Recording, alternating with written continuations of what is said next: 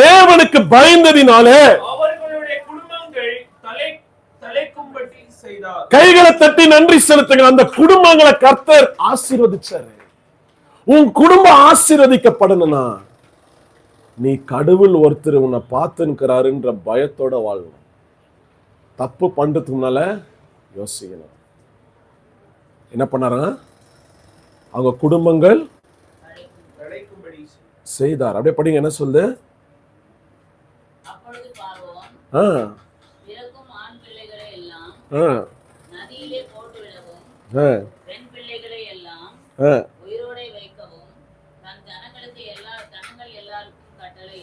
இம்மீடியட்டா என்ன பண்ணிட்டான்? டாக்டருங்களுக்கு கொடுத்த பொறுப்பை ஜனங்களுக்கு கொடுத்துட்டான்.